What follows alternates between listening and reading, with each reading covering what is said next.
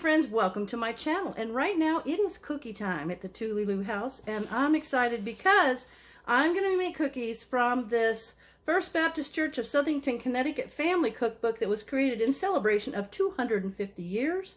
So this was the church my in-laws went to, and this is the cookbook that I got out of my mother-in-law's kitchen. So in this cookbook there is a recipe called Honey Crunch Cookies, and I'm intrigued about this. It's from Lauren Jones, and it uses Honey Nut Cheerios cereal. So I'm excited about making these cookies, and I'm going to make them for you right now. But first, I want to say, if you're one of my subscribers, thank you very much. I don't think I take enough time to say thank you for subscribing, watching my videos, making comments, hitting the little bell, hitting the like button, all that stuff. If you're new here, I hope my content appeals to you and you do subscribe and hit the little bell so you get notifications when I do videos. And if you hit that little like button and make comments. You know, I like to hear from people like, have you ever made cookies like this? Do they remind you of somebody's cookies? That kind of thing. So I'm going to get to making those right now. So let's get... All right, I've gathered all my things, and I have preheated my oven to 350. So what you're going to need for this recipe, and of course I will write the recipe and the instructions in the description, but you'll need 1 cup of granulated sugar, 1 cup of packed brown sugar, got those measured out there, a cup of butter or margarine that has been softened, and I've got that there, a teaspoon of vanilla, I've got my vanilla there, I've got 2 eggs right here, 4 cups of Honey Nut Cheerios, 2 cups of all-purpose flour, 1 cup of regular or quick oats. I have regular oats because I buy them in the great big bags, and I love recipes that use them because they're good for you. A 1/2 cup of chopped walnuts. Now here I have pecans, I have walnuts, but they're in the outside freezer, and I don't want to have to go down there and open a whole bag just for a 1/2 cup. So I'll bring them in and have them for another recipe, but right there is a 1/2 cup of pecans.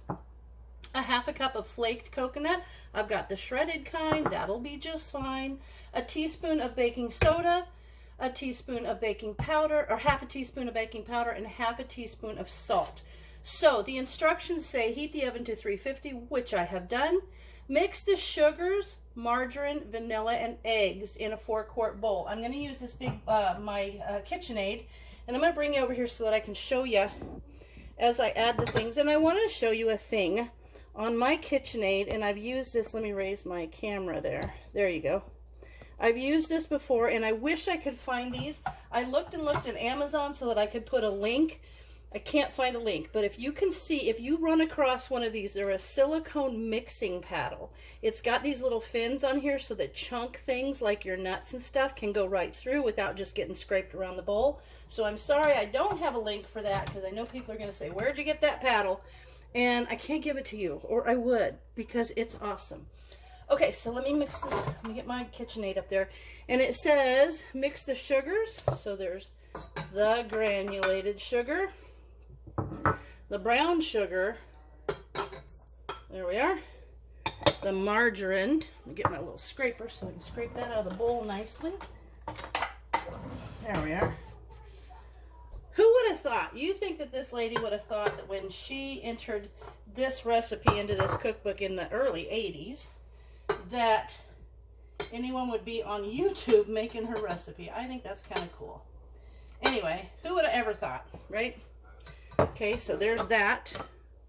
Got some butter right here. I want to wipe that off.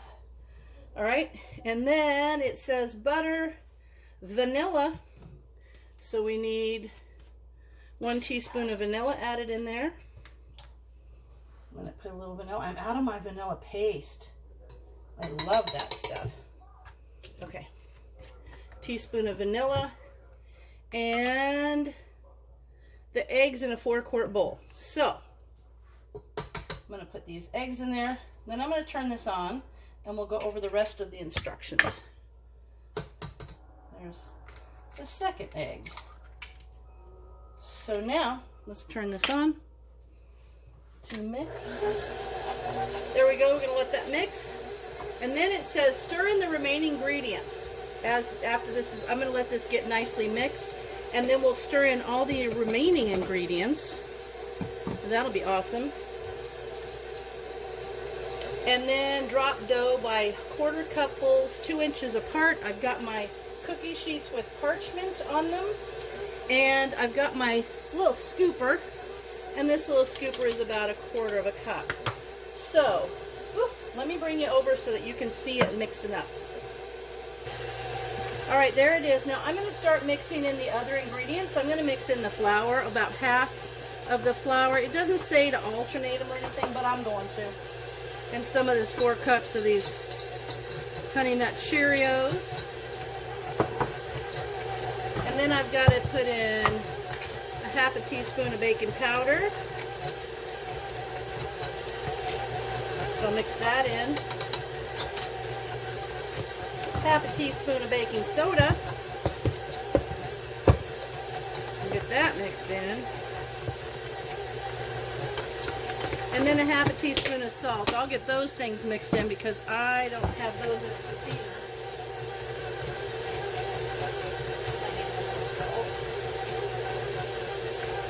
Alright, there's my 1/2 teaspoon of salt. And now we're going to mix in the rest of the other ingredients. So I'll put in some of these oats, some of the coconut. I'm going to do about half at a time. Some of the pecans. Keep getting the rest of that flour in there.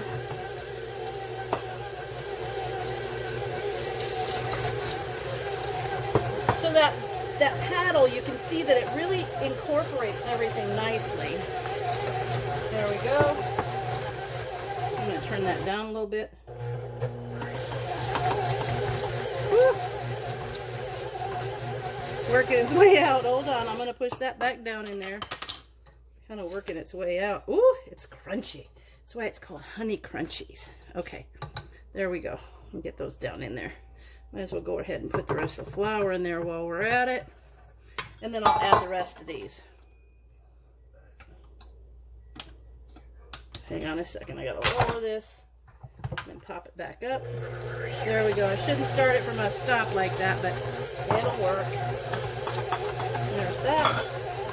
And then the rest of the coconut. Ah! Hang on, I had no idea it was gonna do that, but it's working its way in. All right, perfect. Got a little splash of coconut out of there. All right, that's looking perfect. Now, I'm gonna lower that. I could edit that out, but I'm not going to because I'm a realist. And this is what happens sometimes when you have a drier cookie dough, but it's not the end of the world. So actually, that's fine. I'm gonna lower this. I'm gonna get this off of here. This cookie dough. Oh, this is gonna be good. I can tell because the little hang on, let me get that around there. There we go. I can tell because the Honey Nut Cheerios are making it kind of crispy and crunchy, kind of like I would think adding Rice Krispies to a cookie or something would be. So let me get this out of my way, and then we'll put it on the pan and put it in the oven. I don't like having things on my counter when I'm cooking. Okay, now let's get this off of this beater. Kind of took on a mind of its own there for a minute. But I think this would be a lot easier than doing it, you know, just with a hand mixer or something. So, but it's a dry cookie dough, which is fine. It's not probably going to spread real nice, though, I bet. All right. Now, it says we're going to put quarter cupfuls about 2 inches apart onto an ungreased cookie sheet and then flatten them into 2.5 to 3 inch in diameter. Bake 6 minutes and rotate the pan. I wonder if you had to do that back when the ovens weren't as evenly heated, which, by the way, I found out something on my oven. I thought it wasn't cooking as well, and I had the guy come out and check it, and he said that mine is actually getting to preheat to right at 350 and then saying it's preheated, when in fact it should be higher, because it actually gets higher when it's cooking, and it kind of rotates back through. It clicks on. You can hear them clicking. I didn't know that. So it'll go higher and then cooler and higher and cooler for an average of the 350. All right, let me get the cookie sheets ready, and then I'll bring you back, and we'll put these on there to bake. All right, here we go. I've got my cookie sheet out, and I'm going to grab a little scoop of this and put them on here about 2 inches apart. But I think I'm going to put them like this. Then I'll go back and flatten them. And I've got 2 cookie sheets, so as soon as I take one out, the other one can go in. I'm just going to do 6 because I want to see how big they get. They're so crispy, like they're going to be good. I can tell already. All right. Okay, now I'm going to flatten these out to about 2 inches in diameter.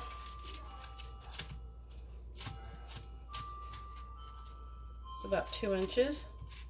I can tell 2 inches because my finger is in 1 inch sections. So this is an inch, that's an inch, and that's an inch. So if I measure something with my finger, it's 3 full inches.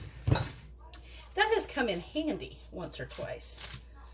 I measure a lot of stuff with my finger.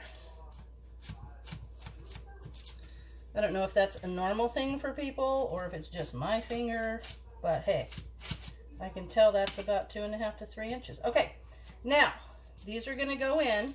I'm going to do the next tray, but I'm going to put these in and we'll see how they turn out. I'm going to move these in a little bit, give them a little spreading room. And I'll bring you back as soon as this batch comes out and we'll take a look. And once they're cool, we'll take a taste. Okay, the timer just went off. I did turn them and they seem to be really evenly cooked. I don't know that you need to. I think that was old just to make sure your oven heated evenly, but I'm going to go ahead and do it. But they smell so good and they're really nice looking cookies. So let me take them off here. I've already got the second sheet. I went ahead and pulled these out and put the other sheet in. So let me take these off. I'm actually glad I didn't do more than 6 on a cookie sheet because they fill the sheet up really nice. So there you go. So this recipe is from the cookbook that was produced probably, I need to find out for sure, but it would have been in the early 80s. So I'm excited to try these. Look at that. Let's just do, they're still too hot. I'll let them cool and then we'll come back and we'll do a taste test. All right, you guys, I've got enough cool ones for Brian, who is a cookie connoisseur. This man knows his cookies. So we're going to give him one. He's going to do a taste test. Does it break open? Ooh. Delectable. Stop it. Taste it. That's the one that has the Honey Nut Cheerios in it. You can't use my Honey Nut Cheerios to make cookies. But I made the cookies for you. Good. Can I use your Honey Nut Cheerios for those cookies? Buy your own. They're good though, huh? Mm-hmm. Very good. They got pecans in them? Yeah, good. You hit that Honey Nut Cheerio, a little crispiness in there. Yep. It's good. All right. I like nuts in my cookies. Well, there's pecans in there. It's good to have walnuts. You know, you could add chocolate chips. Macadamia nuts would be good. Wow. That would be real good, huh? You could add those little Heath chips, like the little caramel chocolate. Mmm. So good. All right. So anyway, there it is, the cookie from like the 1980s from the cookbook. And very good. Very good. Good enough. So as always, let me turn this around. Hang on. Doesn't turn around. As always, thanks for watching, and we'll see you in our next video.